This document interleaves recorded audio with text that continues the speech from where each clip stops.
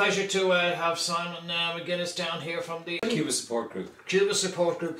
Simon, the joy, as I say, of having you down here today. Brilliant announcements, we believe. Tell us, first of all, the background and what has actually been announced. Right.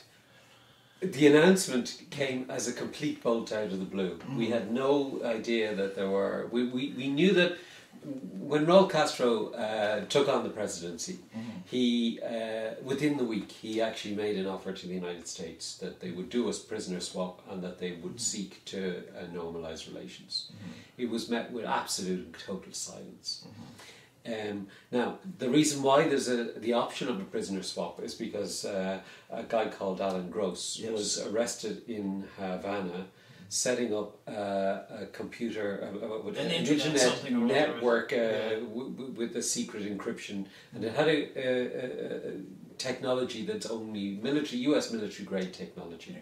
And he was asked to explain his appearances, and the court found that he was actually engaged in spying. They gave him a prison sentence and he was duly trotted off to the local prison, and he has been there for about 5 years. The Cubans from day one said, give us back our spies and we'll give you back your spy. From very day, Alan Gross didn't need to spend a day or an hour in prison if the US had played They denied, the game. Of course, he was a spy, didn't they? They called him what do they call him? A contractor. Yes. But that's just because they privatised their whole military infrastructure, so everybody is technically a contractor. But he was caught with the kit, doing what he wasn't supposed to be doing, in an area he wasn't supposed to be doing it, against all the laws, and it wasn't the first time. The Cubans had tabs on him for a number of times. So he really wasn't there he was for a bit of tourism. Done and dusted. You know, he had to put his hands up and say, you know, guilty. So, bona fide spies, swap for 3 bona fide spies, in that the Cuban, the Miami Five, the 5 Cubans in jail in the United States, never denied that they were agents of the Cuban government, that they were working within the United States, and that they were collecting information about terrorist activities that had been perpetrated against Cuba in the mid-90s. So, I mean, you and I have spoken about the Cuba it's been a long time. Are they part of the quid pro quo? Absolutely. Absolutely. Yes. That's the prisoner swap. Okay. And actually, it's for me, it's like the day I watched Mandela walking down that dusty track. You and I have met the children, we've met the family. That's right. We go back. 2002, we set up the Free the Miami 5 campaign.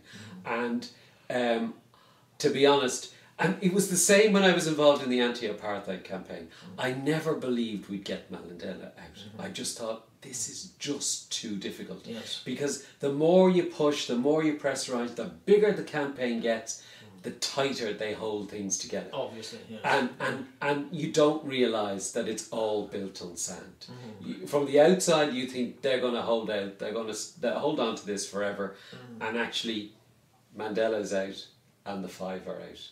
And the joy, I mean, the relief for me. So what is the actual situation now? Because it really only came to us There's last a fantastic evening, series of photographs up on the ministry, the Cuban ministry, MINREX website, minrex.cu, of all the photographs of the 5 together in Raul's office with their family and the whole shebang. It's fantastic. And there's just tears and hugs and everything. We're only about a kilometre away from the embassy, the consular office here, the ambassador's residence, so it's almost worth going down just to give them a flower. Absolutely. It is one of those days. I mean, it's fantastic for them.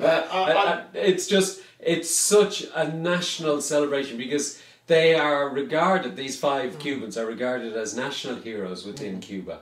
And the injustice that was perpetrated on them, they didn't commit the crimes they were charged with. They were framed and they were put in jail, and they've spent 16 years in maximum security prisons, exactly like the Guildford 4 and the Birmingham 6. 16 years in jail. Yes, from the coverage that I've done of this over the years, I always got the impression from talking to Cuban people is that their suffering is our suffering. You know, I slightly just take the semantic issue with heroes, but the nation identified with the suffering. They are the sons and daughters of every Cuban family, you know, and what it's going to unleash to have them back in Cuba, there will be just party time in Cuba. Cuba is the place to be this week or two, you know. Something that always, whenever I see political developments in certain regards, and you mentioned Mandela, which was, as we say, milestone, but I mean, the milestone happened because of F.W. de Klerk deciding this is really, there is no future in Well, this. actually, So why do you think is the now with Obama? I'll come back to the now bit. Okay. But I want to go back to F.W. de Klerk. Okay. Because actually, Rene Gonzalez, one of the leaders of the Miami Five, was in Angola. Yes. In the late 1970s, fighting the good fight against the apartheid regime. And the only thing that brought apartheid to the negotiation table was 100,000 Cubans massed on the border in tanks and planes. Not Dunn Stores workers. The Dunn Stores workers had a very good and a very important thing to do, but 100,000 Cubans in tanks and planes on your border makes you come to the negotiating table. Despite the fact that the South Africans, I don't want to get too sidetracked, despite the fact that the South Africans were possibly a nuclear power at the time. Yeah, well, there was that potential, but this is one of the things. The Cubans had set their minds that they were actually going to do this, and they were and they stopped at the border, and the people who were most surprised that they did stop at the border were the South Africans. Yeah. But anyway, to come back to your why now, why? Really interesting geopolitics have been going on now. I've been watching it for the last maybe 2.5 years. The whole architecture of political relations in South America has changed radically. Yes. And Cuba has been absolutely central to that whole movement. Cuba, Hugo Chavez, Evo Morales, Kitchener before in Argentina, and Brazil and Ecuador, all getting together now. Cuba set up what's called the ALBA nations. 8 nations now. There were 9. There are 2 applicant nations. In this kind of political grouping, that's like a little. We said we're going to pool our resources, our diplomatic and our social and economic resources. Punch their weight. And getting all these countries together now as the ALBA nations within South America has allowed them to progress the agenda on all kinds of areas, mostly areas that the US would rather they did not progress. So breaking the influence of the US imperialism on South America has been the kind of the fundamental essence of the ALBA grouping. Now, ALBA has given birth to a much larger grouping that includes everybody in the Americas except the United States and Canada, and that's called CELAC. Yes. It's Spanish. They all speak Spanish, so they're entitled to call it CELAC, which is a short for a long string of Spanish words. Effectively, what CELAC was the maiden in waiting for what would happen when the Organization of American States fell apart. And the Organization of American States set up what's called the Summit of the Americas. Now, there have been 7 summits of the Americas, and the last summit of the Americas, an ultimatum was delivered to the United States.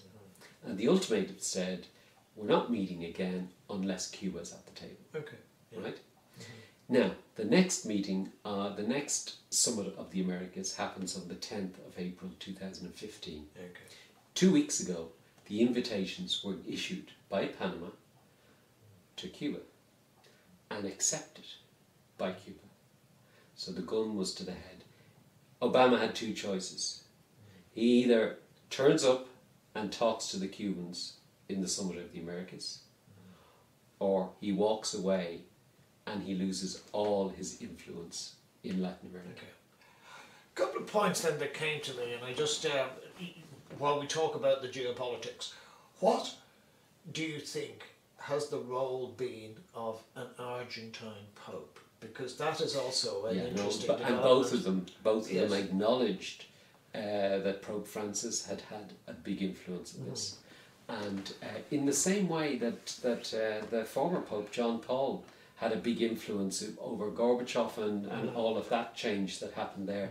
I think the last vestige of that is actually convincing the Americans to take down the wall between them and Cuba. Okay.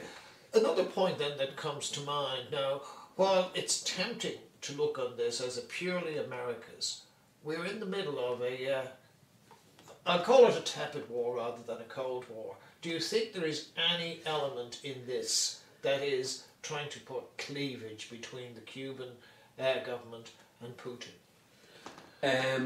I know there have been very strong diplomatic moves with Putin and the Cubans, and some of the Putin, for example, wrote off a huge element of debt, 90 million or 90 billion, I think it was, of historic debt that Cuba had with Russia, in fact with the Soviet Union.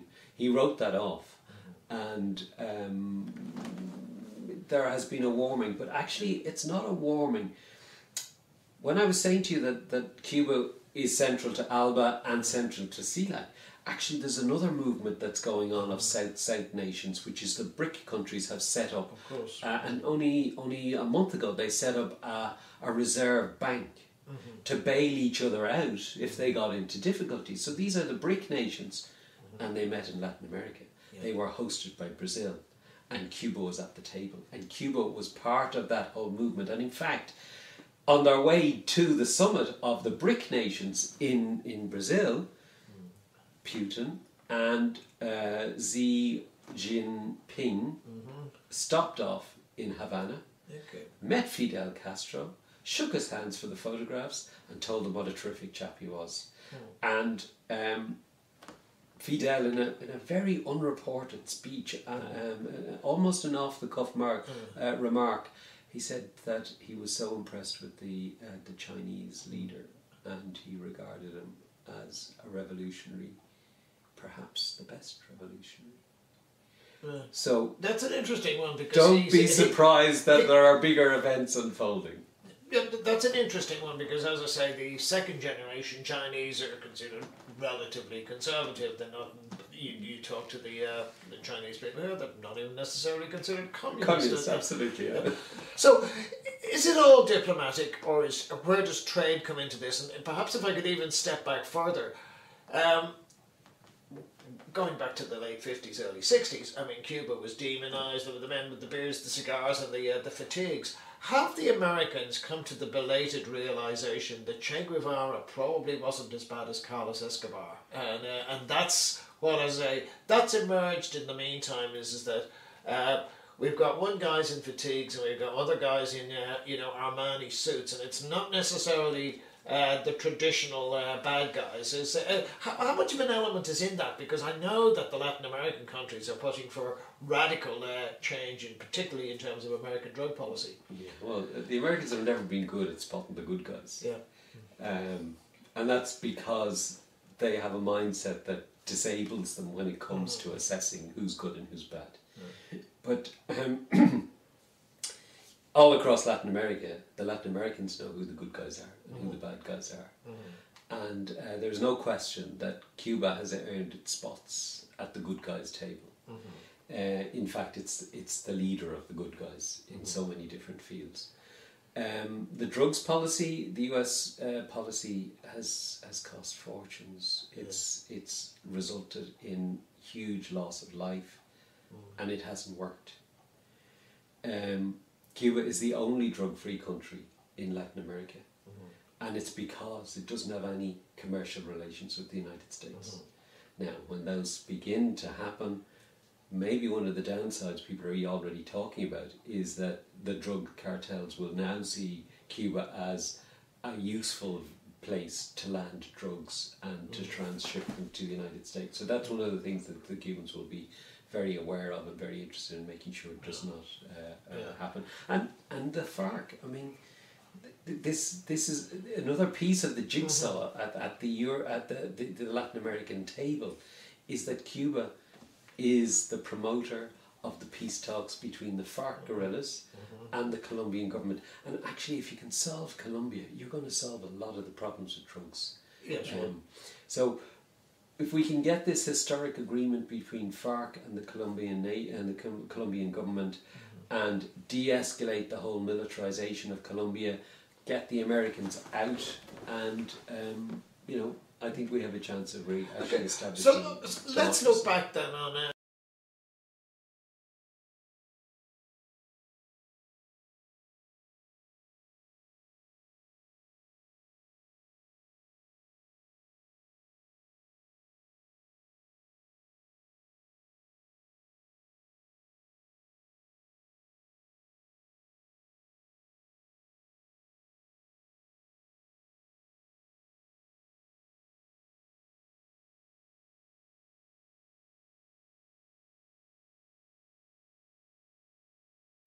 what we would call a couple of old chestnuts that have been there. I mean, there's been a blockade for what, 40 or 50 years? I mean, the blockade. What's the status of the blockade now? The blockade was started a week before I was born. Yeah. Right? And I'm 54. Yeah. Okay? And it hasn't lifted, but they've agreed that they will lift it, and they'll have negotiations about lifting it. So I expect it to take quite a number of years to unwind, mostly because the people who put it in place did everything they could in legal and constitutional terms to make it a double, triple, quadruple lock mechanism. One of the things that has to happen is both Fidel and Raul have to be dead and buried before they will even allow it to come to the floor of the House for discussion. Yeah.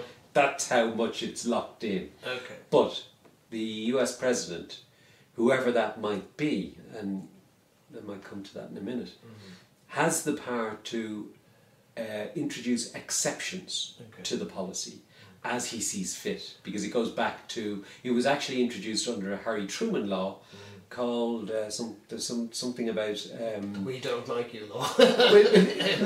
Almost that, but it was the law that said that there was a communist menace pervading the landscape, and they had to do something about it, and they went off and used that as the pretext to invade Korea.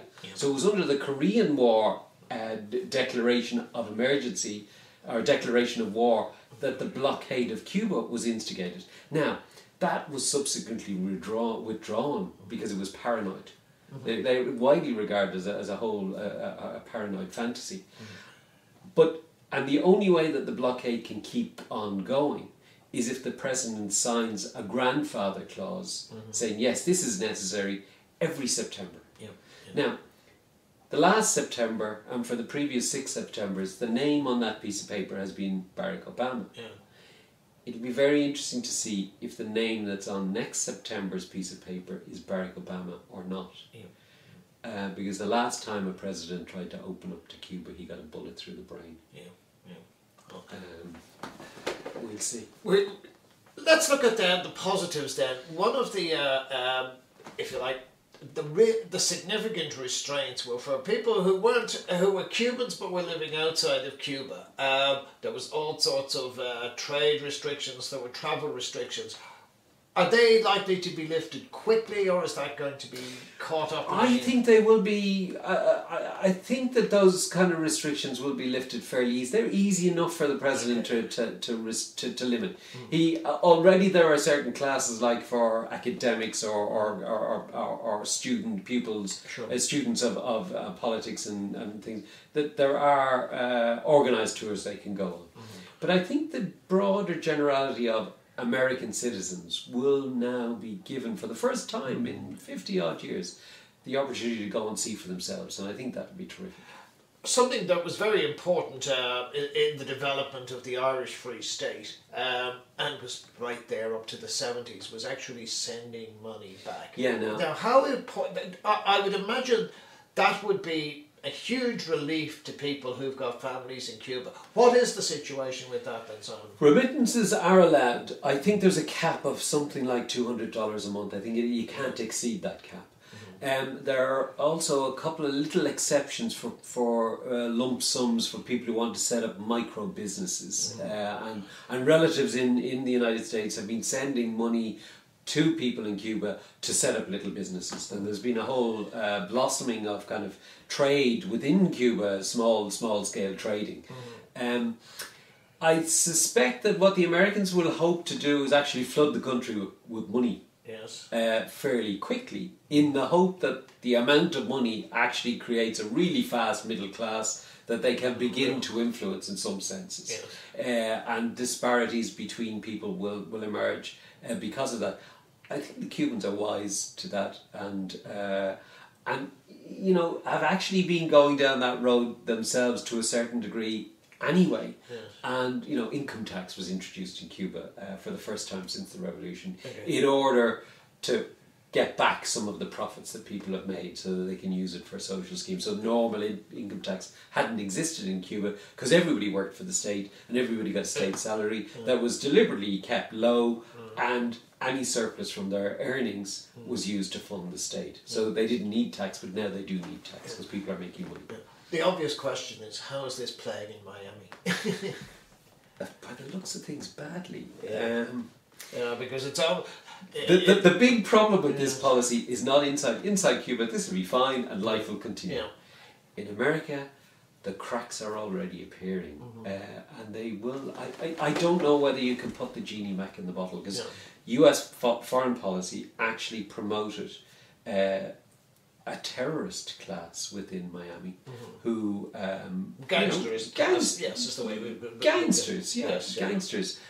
Armed gangsters and trained gangsters with terrorist intent who place bombs in hotels, for God's sake. I call that, or airplanes, I call that terrorism. I don't know what you call it. Yeah. Now, how do you put those back? You know how it's hard, we found it hard to decommission the IRA. Yeah. But we had a political process in place that would allow that a context for that to happen. There is no political process in place in Miami. There is a decision by the president that he wants to go down this road.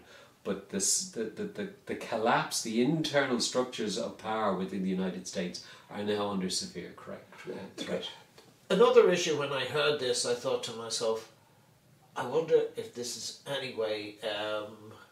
although these things take time to actually, shall we say, bring to the boil, it did strike me that there is a coincidence that the minor Bush is actively investigating whether he might run. And the minor Bush, his power base is Florida and Miami. I would have suggested either he shuts up now and goes home, or he goes the other way and whips up dissent. It's a big danger. That's a big danger, and the history of the Bush dynasty, because we didn't just have one Bush president.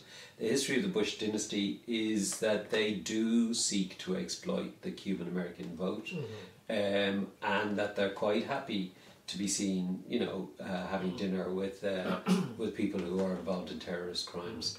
And I suspect that Miami will fall. There will be quite a bit of a violent backlash within Miami. But who knows? Who knows? How does this play? And something we've never really discussed this before. That if you look over the last 50 odd years in the US, the Latino vote has gone and population has increased dramatically. However, it is not, I would have said, a group that was largely sympathetic to the Miami Cubans' cause. It's largely Latin America, it's largely Central Americans, particularly Mexicans. Yes. How do you think this will play out there? Do you think it will have will it be welcomed? Will it be pretty much just another day, or will it be resisted within the Latin community? I'm not really or sure. Are they far more focused on, shall we say, border issues? I think there are certain parts of the American establishment that would be focused on border issues, but I suspect actually that there are 11 million illegal Latinos living and working in the United States. That's a pretty big country when you unite them all together under that kind of oppression. And 11 million voters is something to be reckoned with. Well, that's what I was about to say. Is that if they weren't on the Miami Cuban side, that's a lot of potential votes for a Democratic candidate, or a Republican candidate, or any candidate that promises to regularise their existence within the United States. Yeah, So I think immigration reform, and we've just seen a little bit of immigration reform beginning to be unfolded in the United States, but this cuts to the chase on immigration reform as well. Yeah. So in terms of trade, I mean, companies weren't. It was illegal to do trade. I mean, even nominally European companies were liable to some of the sanctions on that. How quickly do we think that will happen? It could happen this afternoon, but that's just down to what the president chooses to write in whatever his directive is to his enforcers. I suspect they will play a fairly long game, although Obama only has, what has he got, another year and a half in power. He will want this done and dusted within that time frame, because he will want to leave a legacy that says he sorted out Cuba. That's what I was. Yes, that was something that struck me, is how much of this is actually legacy from Obama's point of view. I mean, if you have a look at his Middle East policy, it's not been great. No. His Russia policy, not been terrific. Not a huge heap of success. Whereas when I saw this, I thought, well, at least we'll be able to give you a decent footnote. This is, I think, what he's aiming for. That he will be the man who ended the blockade, or at least began the process of ending it. Yeah. And that will be welcome. There's no question about that. It makes up for a lot. Of course, they've been severely disappointed. They are still planning to hang on to that little bit of Cuba, though, Guantanamo. Well, if Cuba wants it back, it's illegally occupied, of course, and but if Cuba made them an offer to accept the prisoners as well as the prison and sort out the mess for them, I think Obama would be delighted if he could just walk away from it. You don't forget, he promised within 100 days to close the place down, and he hasn't delivered that. Or put them on trial in American courts, So so that's not going to happen anytime soon. Yes. Well, Venezuela, it was Uruguay, wasn't it, to have taken in a few prisoners? So 6 only last week, and great stuff. Yeah. So. Let's put it from the Irish perspective. I mean, we know that there's been flights to from Ireland to Cuba, and people have generally been very happy to go there on holiday. Presumably that's likely to increase now. I mean, it's a fabulous piece right there in the middle of the Caribbean. Really. In fact, it's been difficult to get flights to Cuba. Is it? Yeah. There is such a demand for hotels and flights from Ireland. The price has gone up. I used to be able to get to Cuba for £400 or £500. Now I'm paying £1,300 to get to Cuba. And that's because you just cannot. Is that from Ireland? Yeah. No matter what way you go, it tends to end up being like that. Yeah. The cheapest flight will be around €600 or €700. And that's not cheap for just a quick hop over to Havana anymore. There's no reason. Part of what's happened is that a lot of European carriers have been taken over by American carriers, and as soon as that happens, all the routes are closed down. So there's been a shortage of flights. So it's a great opportunity for somebody like Michael O'Leary to put on some charter flights to Havana. I was just thinking of that, and then it's a hop, skip and a jump to Key West. That's right, that's right. So, I mean, the irony of it is that all of this now is happening under Raúl. I mean, was Fidel such a bogey figure that we weren't going to deal with him, and in fact, I sent out a tweet. I never sent a one-word tweet in my life. And the one-word tweet of today was Volveran, which was a one-word promise that Fidel Castro made back in about 2005, and he said, they will return. In Spanish, it's Volveran, one word. And attached to the one-word tweet was a picture of the 5 meeting Raúl Castro. So they did return. So Fidel set the policy, set the strategy, retired to a well-earned rest in the countryside, the policy delivered today, yesterday. Okay. Couple of things. Now, I don't want to be too controversial on this, but in certain regards, Cuba has never been considered a haven of human rights. Can we say that there is the potential now for that position to be improved? And I'm largely thinking about the gay community here. Generally, the reports we get that it wasn't the best situation. Is it likely that because we get liberalisation of relations with the outside world, that somehow or other that will filter in, or could we end up with a situation where, this is a Latin country, when change happens, it's never predictable as to which way it'll go, so it could end up being quite a Catholic country as opposed to a radical revolutionary country? Well, yeah, it does have a Latin America context to all of this, and the Latin American countries are not renowned for their welcoming of the gay community. Having said that, Brazil is a definite. I would dispute that. But possibly so. Maybe that's the Portuguese influence. I don't know. But it seems to me that the Cubans can't change their past, but they can change their future. And they are very clearly identifiable now with a very liberal, in fact, an incredibly much more liberal than Ireland attitude at official level to the gay community. Cuba is the only country in the world where you can have gender reassignment surgery for free, for example. We haven't even got the recognition of the I legislation. don't even know how to say it because it's not part of the lexicon of our discussion. So there are major advances in all kinds of rights areas that we don't even yet recognise as rights. And they will be interesting because Cuba will now be able to export those to the rest of the world and engage in that dialogue, a dialogue that they had been excluded from. These things are, and the definition of family in Cuba is very, very different to the definition of family in Ireland. And actually, in view of the kind of events that are going on in Ireland at the moment, it's probably about time we updated our definition of family. Well, it's very, very interesting.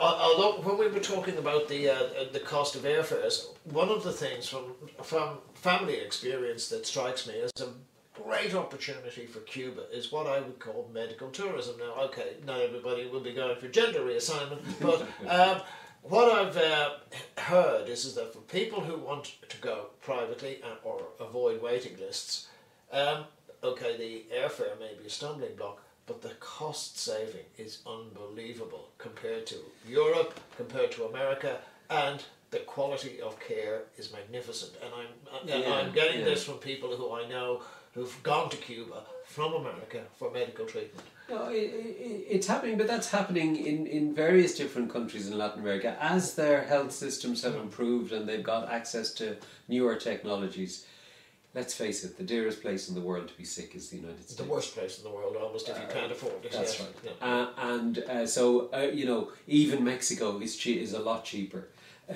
But Cuba is cheap and safe. You know that you're going to get unbiased care. You're not going to get the charlatan type care that you might get elsewhere. So, but who's to know? It may be that Cuba will become the world centre of all of this medical development. Possibly they have that opportunity if they choose to embrace it. They might decide, well, okay, we're happy giving good service to our own people for free. Let's not interfere with that, because the way the National Health Service in the United Kingdom is actually regarded as kind of like the family silver, and they're not going to give it away. They don't want to give it away, much as various different hues of government over there have tried to privatise it and whatever else. In Cuba, it's much closer than that. Yes. On that basis, then, Simon, just to wrap up, whenever I have spoken to Cuban people, they have always been emphatic that the revolution was worth pretty much any price, in the sense that there were certain things you would compromise on, but they weren't prepared to compromise on what we would call the core values of the revolution.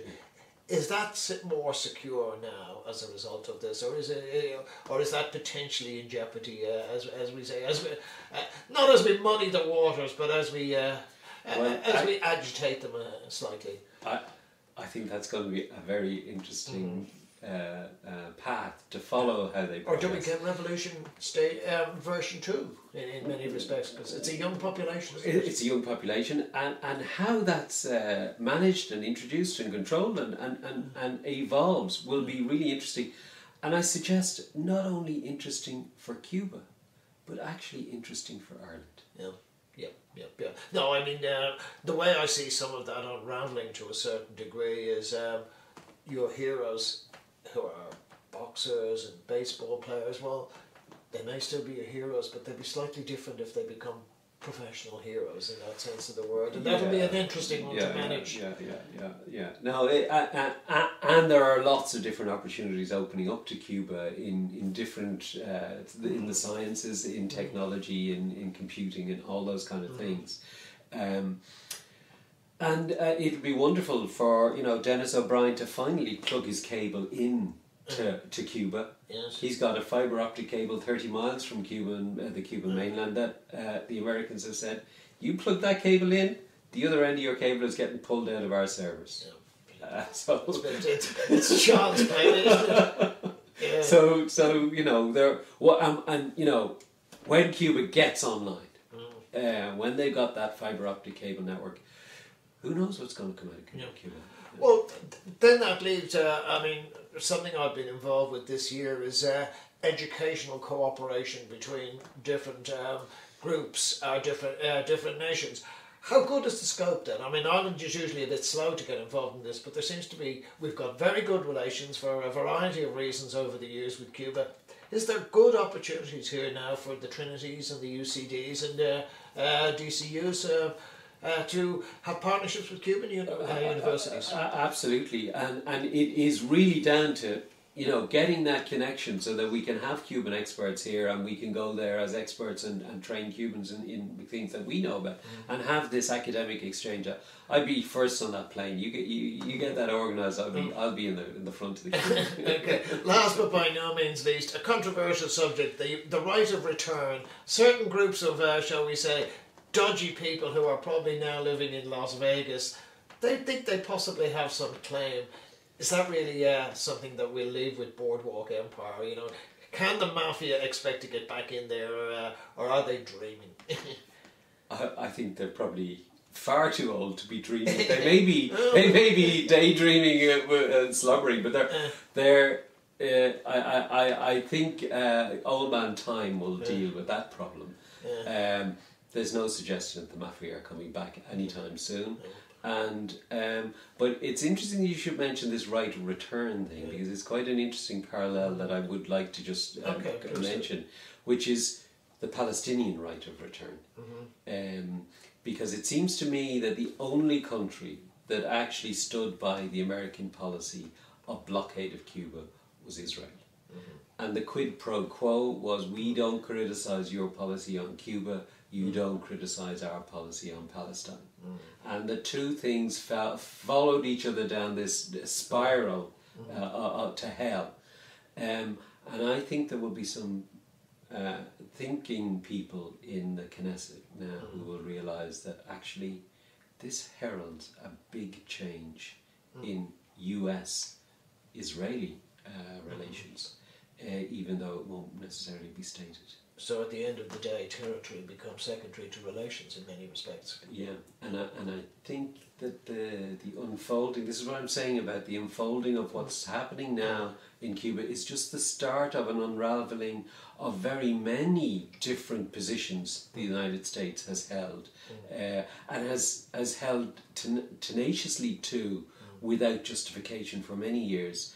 And I think this is the beginning of the end for the US hegemonic view of the world. And Cuba is the ideal David for their Goliath. Well, it'll be a very interesting one, Simon, because you and I, we probably never thought we'd see the end of the Soviet Union. We did. We didn't think we would see the end of apartheid. We did. We didn't think we would see what we've been announced over the last couple of days.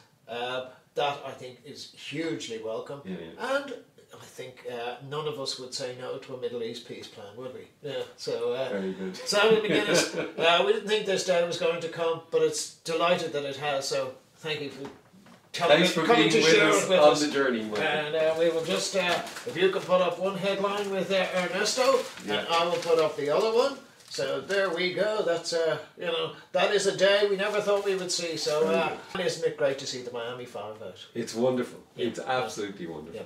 Simon McGuinness, thank you for your time today. Thanks.